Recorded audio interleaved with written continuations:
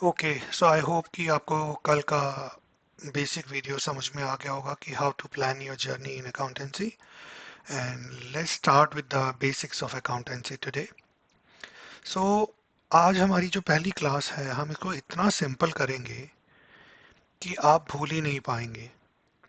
सबसे पहला क्वेश्चन ये आता है कि अकाउंट्स मुश्किल क्यों लगता है, why it is so tough for students.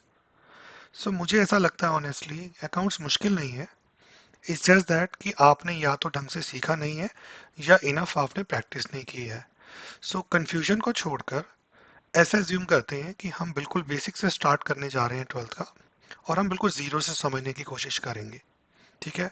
और प्लीज एक चीज को दिमाग में रखिएगा कि अकाउंटेंसी एक लैंग्वेज है जिसको आपको सीखना है, समझना है, सिर्फ एक अच्छे तरीके से शुरुआत करके।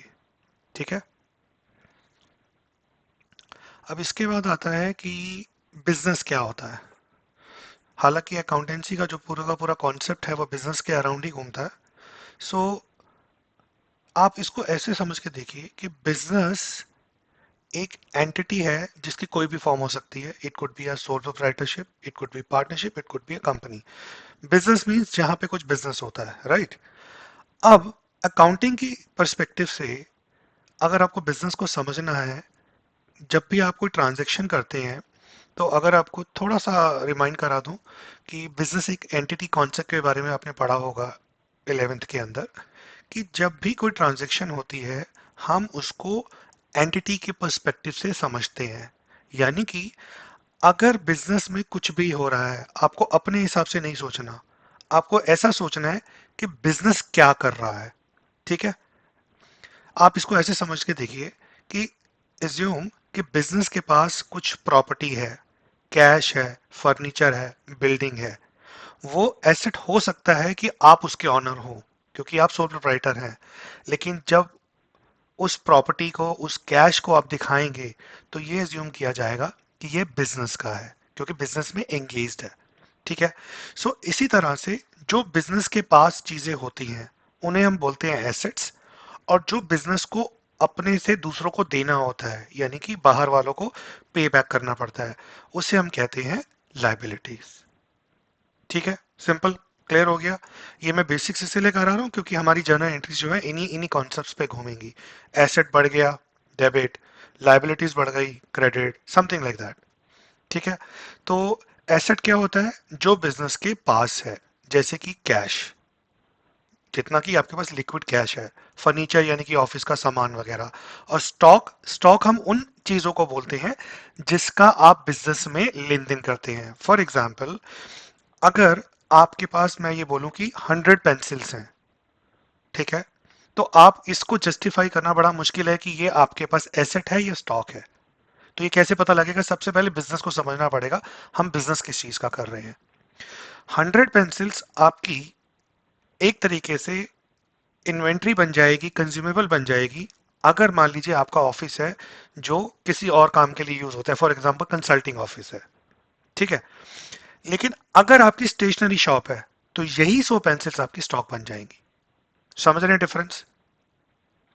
तो यही डिफरेंस होता है जिन चीजों का आप लेन देन करते हो। फॉर एग्जाम्पल स्टेशनरी शॉप के लिए जो 100 पेंसिल्स हैं वो लेन देन का काम करती हैं, ना कि उसको आप कंज्यूम करते हो। ठीक है।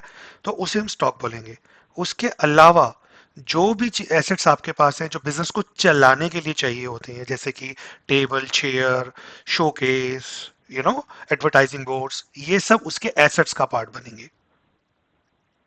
इसी तरह से लाइबिलिटीज होती हैं जो पैसे बिजनेस को बाहर वालों को देने होते हैं जो अभी तक दिए नहीं होते हैं। फॉर एग्जाम्पल, बिजनेस चलाने के लिए आपने शुरू में कोई लोन लिया होगा बैंक से, तो वो loan eight one point of time तो आपको वापस करना है ना, तो उसको हम लाइबिलिटी बोलते हैं। ठीक है। इसी तरह से किसी दोस्तों से, फैमिली से आपने अगर लोन ले रखा है, ठीक है, इसी तरह से कई बार पार्टनरशिप में भी आप देखोगे कि पार्टनर्स ने अपने बिजनेस को लोन दे दिया। तो कई बार ये कंफ्यूजन होता है कि मान लो एक पार्टनरशिप में ए और बी दो पार्टनर्स हैं, ठीक है, उन्होंने पार्टनरशिप को लोन दे दिया, तो कई बार यही समझ में नहीं आता कि मैंने अपना लोन अपने आप को कैसे दे दिया। तो इसका रिलेशनशिप निकलता है बिजनेस एंटिटी कॉन्सेप्ट्स के हिसाब से, कि बिजनेस और उसको चलाने वाले लोगों को बिजनेस के पर्सपेक्टिव से हमेशा अलग माना जाता है। ठीक है।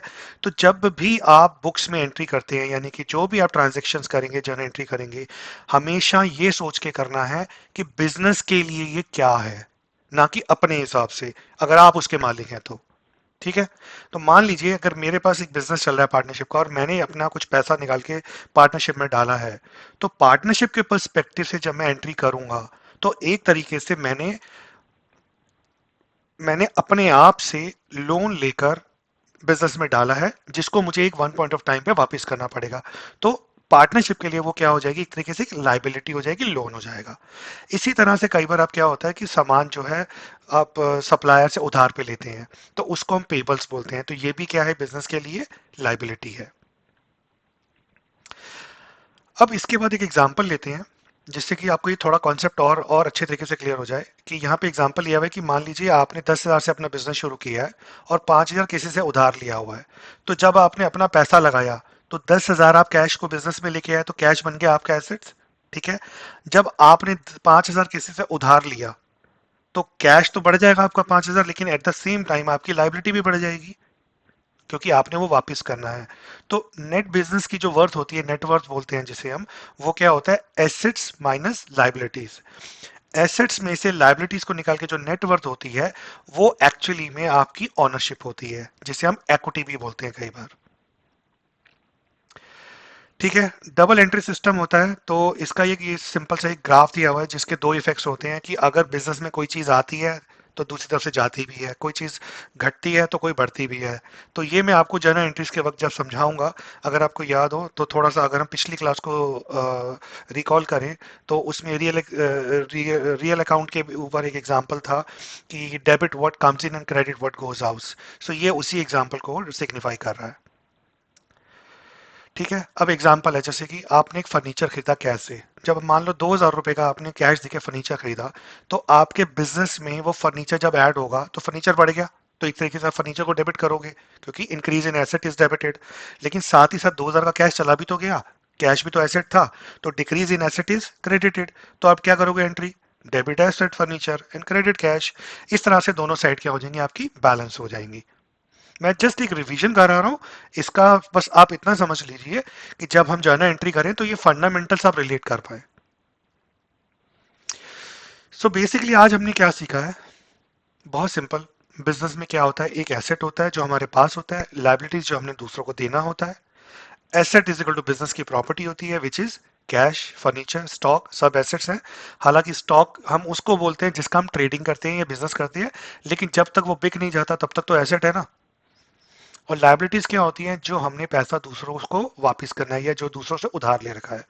और डबल एंट्री सिस्टम क्या होता है कि हर ट्रांजैक्शन के दो इफेक्ट्स होते हैं, एक डेबिट और एक क्रेडिट, एक इंक्रीज और एक डिक्रीज। ठीक है। अगर आपको ये वाली स्लाइड समझ में आ गई है, तो आप मान के चलो 50% अकाउंट्स तो यही समझ में आ जाता है। I know it's easy to say, but हम इन्हीं फंडामेंटल्स को जब हम पार्टनरशिप स्टार्ट करेंगे, तो मैं आपको सब चीज़ों को उसमें रिलेट करके दिखाऊंगा। और अगर आप इनसे रिलेट कर पाओगे, तो आपको fundamental of partnership, admission of partnership, सारी जर्नल एंट्रीज इतनी सिंपल लगेंगी कि आपको लगेगा कि it's just a piece of cake. ठीक है। चलिए, अब अगली क्लास की तरफ मूव करते हैं। तो अगली क्लास में हम लोग क्या करने वाले हैं कि थोड़ी बहुत जर्नल एंट्रीज करेंगे, कुछ डेबिट क्रेडिट्स के रूल्स देखेंगे, और कुछ एक रियल एग्जांपल्स करेंगे। ठीक है। तो आई वुड सजेस्ट कि आपको आज का क्लास समझ में आ गया होगा। It's a very simple and very short class today. So please इसको एक बार रिवाइज कर लेना, so that before you get into the next video और द नेक्स्ट क्लास, तो आपको एटलीस्ट इतना क्लैरिटी हो कि हम करने क्या वाले हैं जर्नल एंट्रीज के अंदर। आई नो ये सब अभी बेसिक्स हैं, अगली 3-4 क्लासेस में हम बेसिक्स के ऊपर ही रहेंगे, लेकिन उसका आइडिया सिर्फ ये है कि आपको सारा 11 का एक बार रिकॉल कर दें। क्योंकि मेरा जो मैथडोलॉजी है, मैं बार बार यही कह रहा हूँ कि मेरी मैथडोलॉजी आपको एंट्रीज को रट्टा लगवाने की नहीं है। मेरी मेथोडोलॉजी है, जब भी मैं आपको आगे के टॉपिक्स कराऊंगा, वो सब कहीं ना कहीं इन्हीं पहली 5 क्लासेस के साथ रिलेट करेंगे। तो अगर आपको यहाँ कुछ समझ में नहीं आ रहा, तो प्लीज़ आप कमेंट्स करके, मैसेजेस करके अपने क्वेश्चंस को डालकर पूछ सकते हैं मुझसे, कि अगर आपको उस पर और क्लैरिटी चाहिए या कुछ और समझ में नहीं आ रहा, तो I can always reply on the YouTube channel itself. Okay, चलिए मिलते हैं नेक्स्ट क्लास में। Thank you so much. और बाय चांस अगर आपने अभी तक हमारे चैनल को सब्सक्राइब नहीं किया और एलएमएस के अंदर अपना एनरोलमेंट नहीं कराया तो प्लीज़ प्लीज़ करा लीजिए, बिकॉज बहुत सारा मटेरियल एलएमएस में आने वाला है which is absolutely free for now. और अगर आप उसमें हमारे साथ रजिस्टर्ड रहते हैं तो आपको पूरी classes, MCQs, question answers plus some bonus tips and tricks you will keep getting. So towards the year and कुछ वहाँ पे हमारी बुकलेट्स भी आएंगी जो आप फ्री में डाउनलोड कर पाएंगे। अगर आप चाहते हैं कि वो सारा मटेरियल अगर आपको फ्री में मिले तो प्लीज़ हमारे चैनल को सब्सक्राइब करके रखिए और हमारे एलएमएस पे सब्सक्रिप्शन लेके रखिए which is free of cost right now. चलिए मिलते हैं नेक्स्ट वीडियो में। Bye, thank you.